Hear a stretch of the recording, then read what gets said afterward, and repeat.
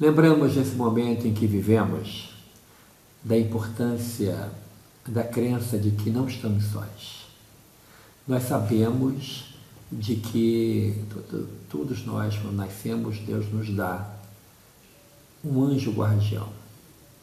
A figura do anjo guardião não é a exclusividade do ensinamento espírita.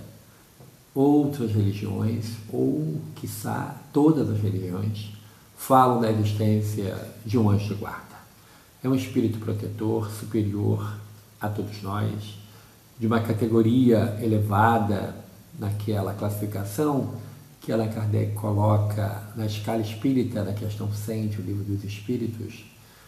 O anjo guarda é um espírito amoroso, é um pai sábio, é um espírito valoroso, que cuida de cada um de nós. E o Livro dos Espíritos diz que não só de uma pessoa, um anjo pode ter sob a sua tutela vários e vários seres.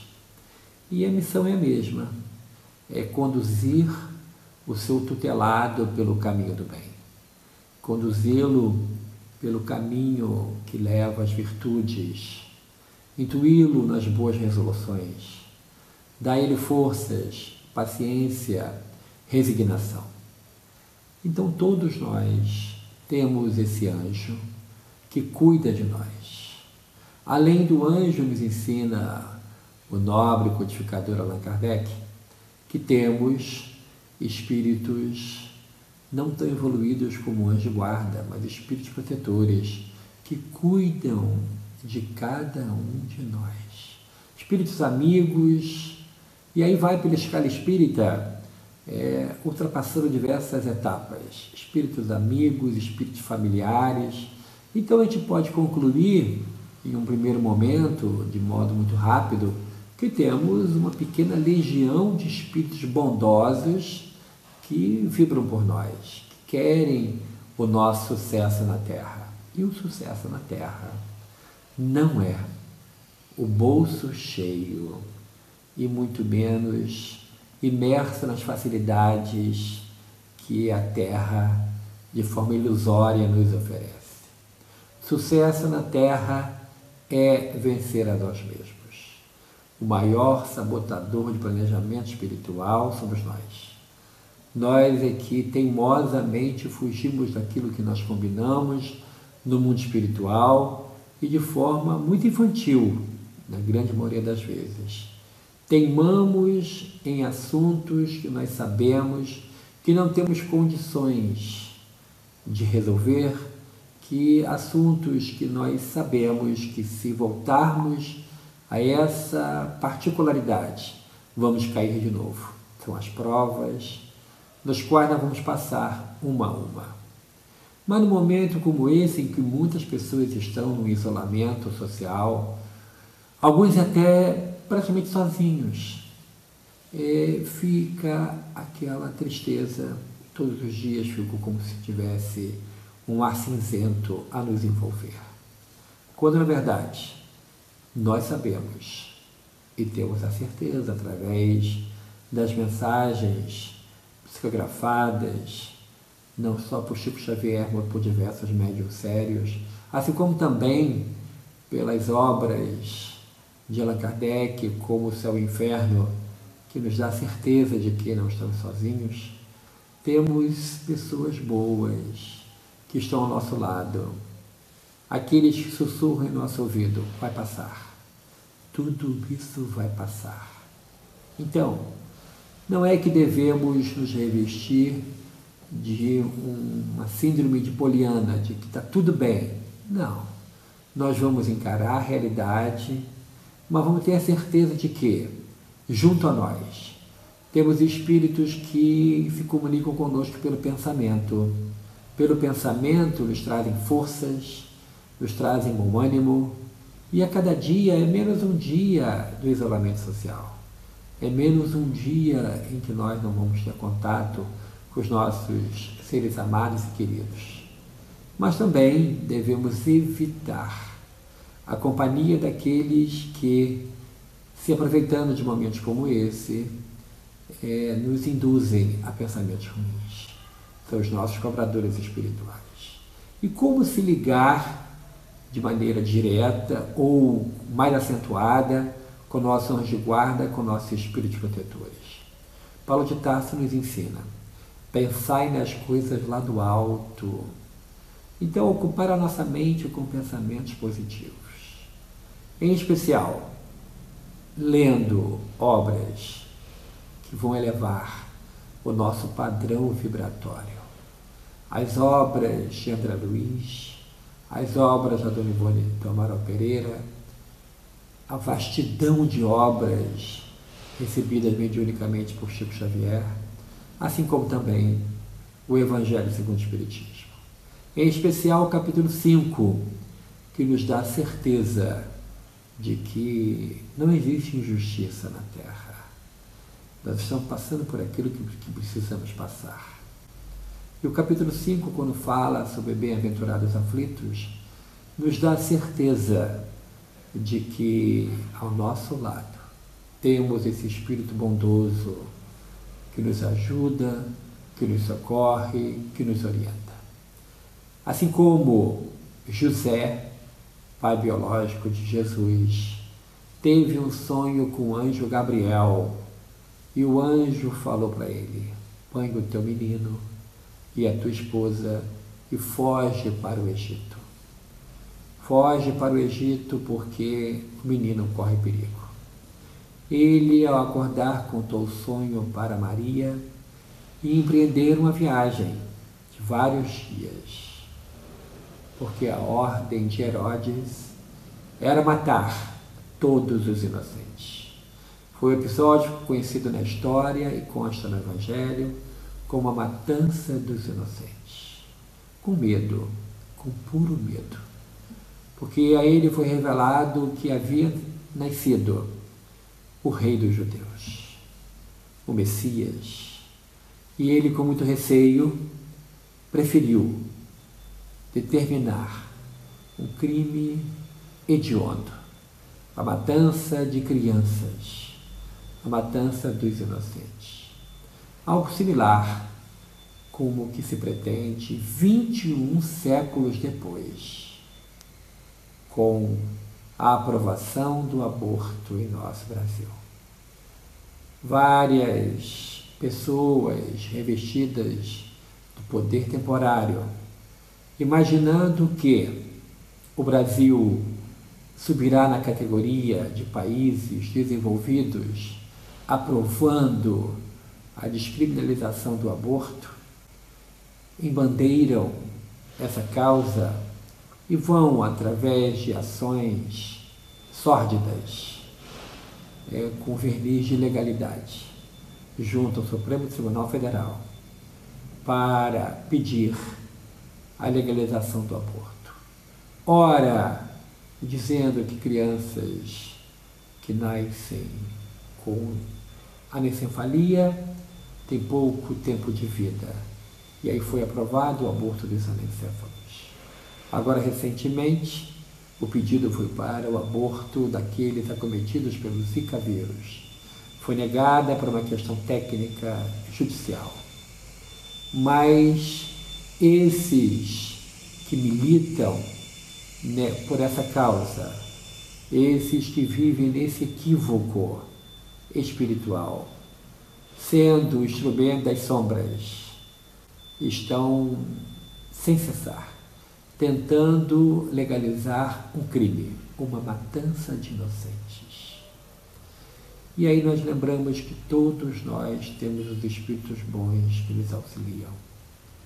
E nesse período tão difícil, nós recorremos à figura de um verdadeiro anjo do Brasil e, por que não, da humanidade.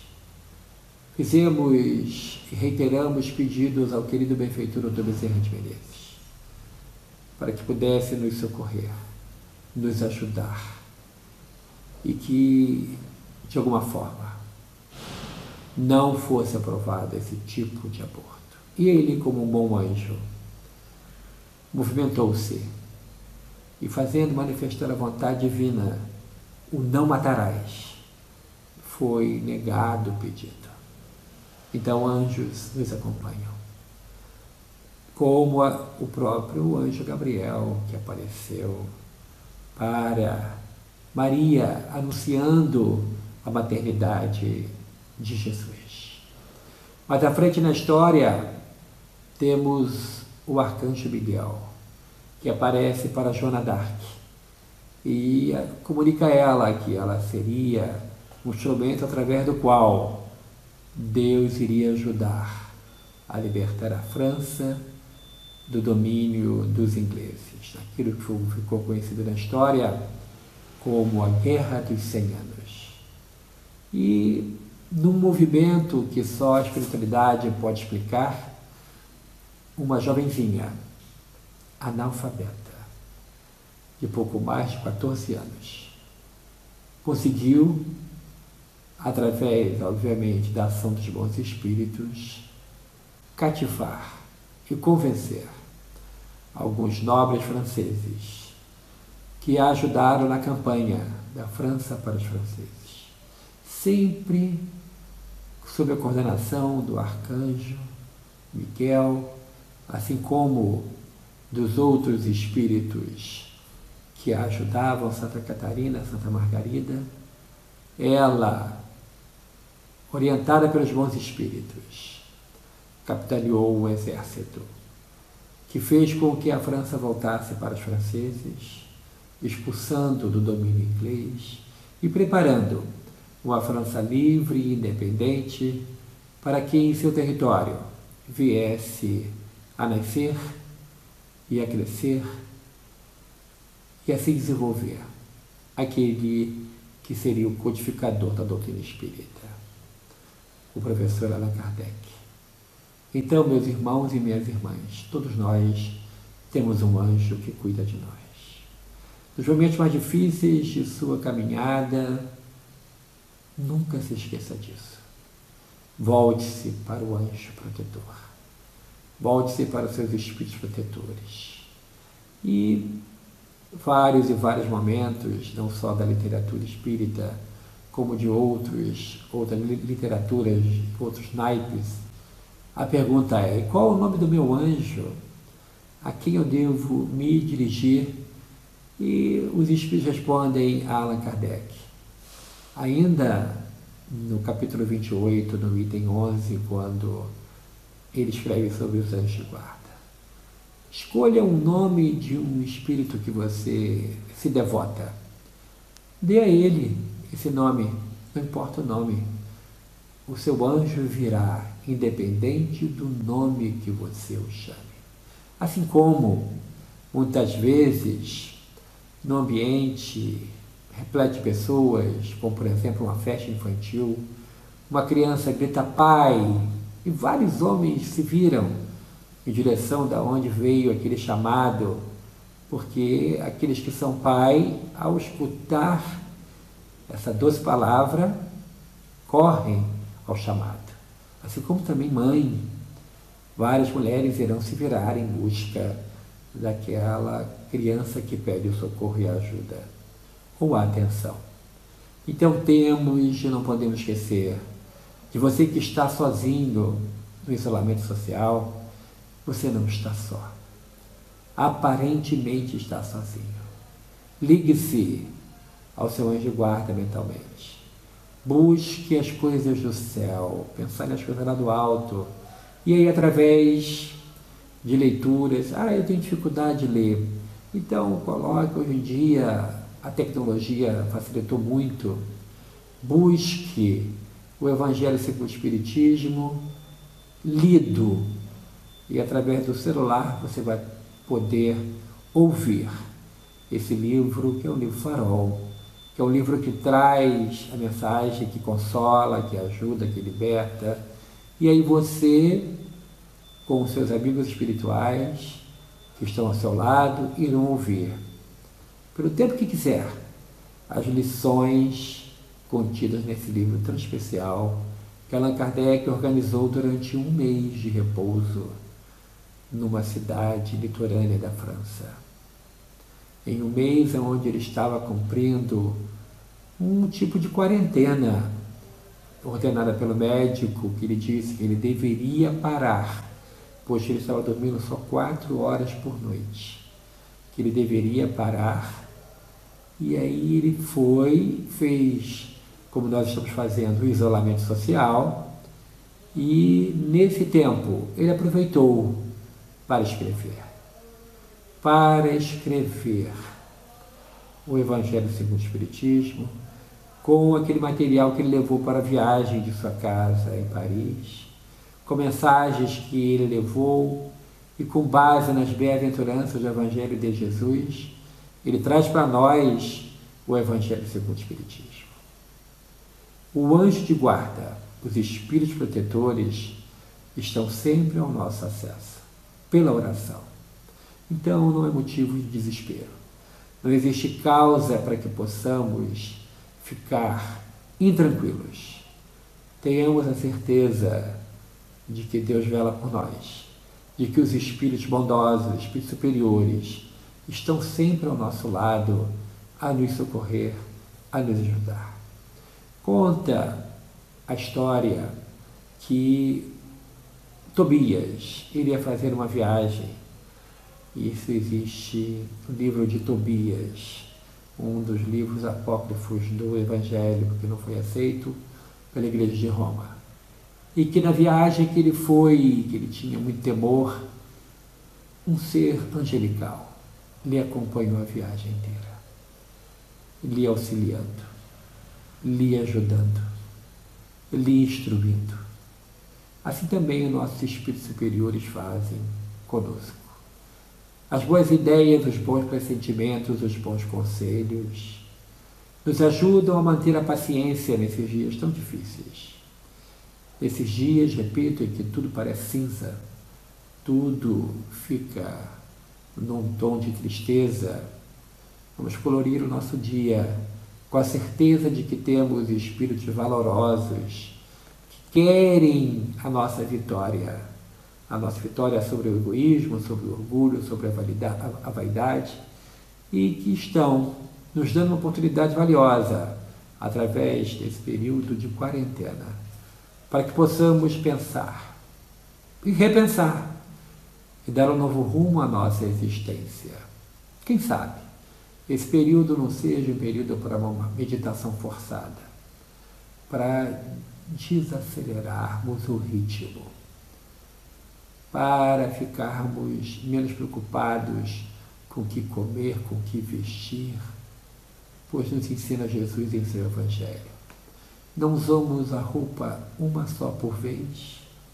Olhai as aves do céu, não plantam, não colhem e nem semeiam, mas o nosso Pai as alimenta todo dia.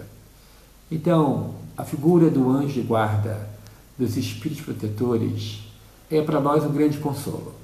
A certeza de que a bondade de Deus é infinita e de que todos nós temos esses espíritos ao nosso lado, ao nosso alcance, para nos ajudar, para nos socorrer, para nos orientar. A literatura, inclusive da Igreja Católica, está repleta da presença de seres espirituais, junto com aqueles que a Igreja de Roma santificou e colocou em seus altares, e que através da interferência de espíritos superiores conseguiram superar si próprios e trazerem valiosas contribuições para a humanidade, como é o nosso querido benfeitor Vicente de Paulo. Vicente de Paulo, ou Vicente de Paula, ele, desde cedo, teve a sua vocação para a caridade. Aquela mesma caridade que Allan Kardec escreveu no Evangelho segundo o Espiritismo, que fora dela não existe salvação. E ele construiu em toda a França, uma boa região, várias e várias instituições para que os mais vulneráveis fossem atendidos. Ora uma escola, ora um asilo, ora um orfanato. Ele que fundou uma ordem e que agora nós conhecemos como a família vicentina, espalhada pelo mundo inteiro. Ele, no Evangelho segundo o Espiritismo, nos traz uma mensagem valorosa quando diz que muitos querem e pedem no mundo espiritual a missão de dar continuidade à sua obra. Mas ele diz que nós tenhamos fé e façamos aquilo que está ao nosso alcance, né? E que aquilo que nós temos a fazer, que possamos sempre lembrar que temos um anjo a supervisionar a nossa existência, a nos socorrer nos momentos mais difíceis, respeitando o nosso livre-arbítrio, mas sempre nos dando boas intuições, para que possamos levar adiante a nossa existência, tido como proveitosa ao final dela. E um dia, o querido benfeitor, ainda na terra, estava a esmolar, estava a pedir ajuda para a construção de mais uma instituição de amparo aos mais vulneráveis. E foi visitar um príncipe, um homem tido como avarento, uma criatura tida como uma pessoa de difícil trato. Mas, a um olhar de um espírito superior, ninguém consegue praticar ou manter uma conduta ruim. E o querido Vicente foi a ele, fez o pedido de ajuda, de socorro e estendeu as mãos. E no ato contínuo, aquele homem que ainda trazia inferioridades espirituais, mazelas dentro dele, cuspiu na mão de São Vicente. E Vicente Paula fecha a mão e diz: isso é o que eu mereço, isso é para mim. E estendendo a outra mão, ele disse: dá aos pobres. E o príncipe, surpreso com aquela reação, imaginava que São Vicente Paulo iria reagir, iria ficar violento, agressivo.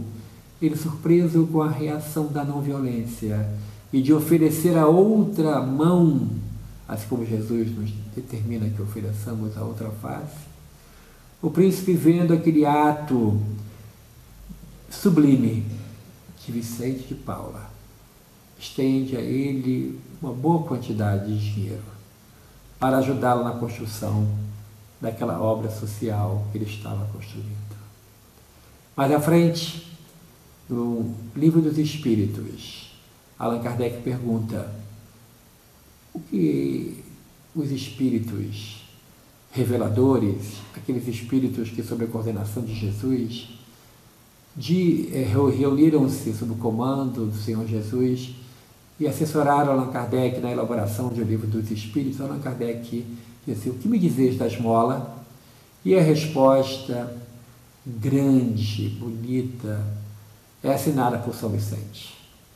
E ele fala que a esmola deve ser dada sem alarde, de tal forma que não envergonhe quem a receba e que cause alegria naquele que dá. E aí ousamos complementar com o óbolo da viúva: devemos dar daquilo que nos faz falta, não daquilo que nos sobra. Que falta fará para o dono do deserto um balde de areia? Então, meus irmãos, minhas irmãs, lembrando da riqueza grandiosa que temos nessa companhia do Espírito Guardião, do Anjo Guarda e dos Espíritos Protetores, nós lembramos de que nunca estamos sós, de que temos sempre ao nosso lado esses Espíritos que nos momentos mais difíceis de nossa caminhada nos socorrem, nos ajudam, nos trazem forças. E para finalizar, eu gostaria de trazer um relato que eu assisti num documentário que uma grande rede de televisão inglesa fez sobre Chico Xavier aqui no Brasil, quando houve as comemorações dos 100 anos, que seriam 100 anos de existência de Chico Xavier. A repórter visitou diversas pessoas que receberam as cartas de Chico e, de uma maneira muito neutra, pediu depoimentos. E as pessoas iriam falando. A grande maioria dos que recebiam as cartas não eram espíritas. Um número muito pequeno se disse espírita após ter recebido a carta. Se interessou em conhecer o espiritismo. Mas há um relato de uma mãe que teve a perda de 2 filhos em um acidente. Na verdade, eram 2 bombeiros, 2 irmãos bombeiros, trabalhavam numa cidade interior de São Paulo e num exercício de um treino, num acidente, vieram a desencarnar, queimados. E ela desesperou-se.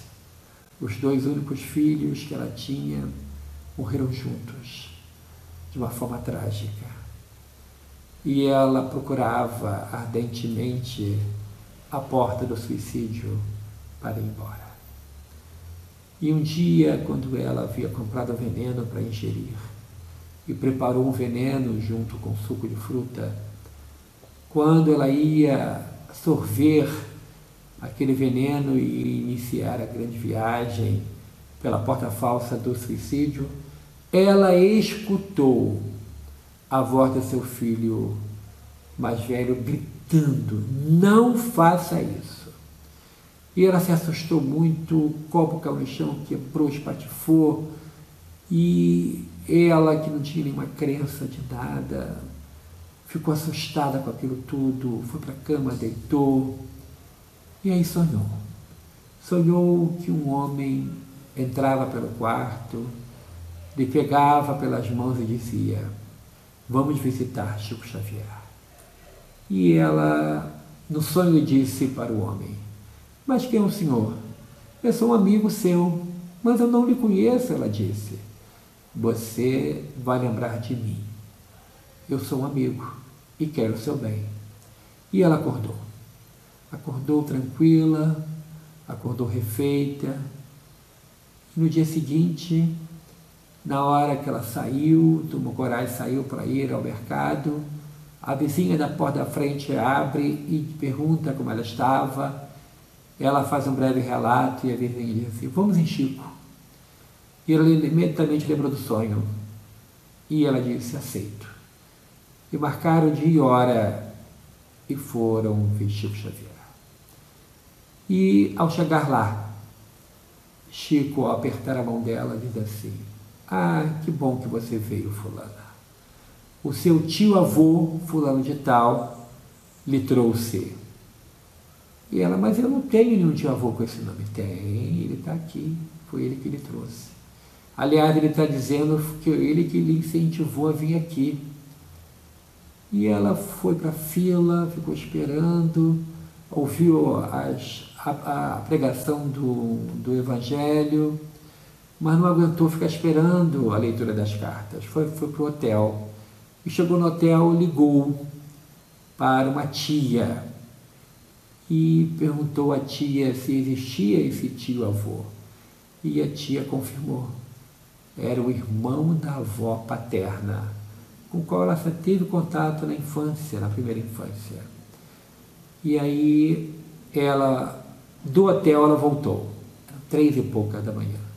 Quando ela entrou no salão, Chico estava lendo a carta assinada pelos 2 filhos, dizendo para a mãe que o retorno ao mundo espiritual deveria ser daquela forma, pois que com ferro fere, com ferro será ferido. E no passado, em Roma, queimaram cristãos e pediram para passar por aquela prova. Nada que acontece conosco é por acaso. Que tenhamos fé, que tenhamos paciência. Tudo passa e com o nosso anjo de guarda tudo fica mais fácil. Que Deus nos envolva em muita paz, hoje e sempre. Muito obrigado.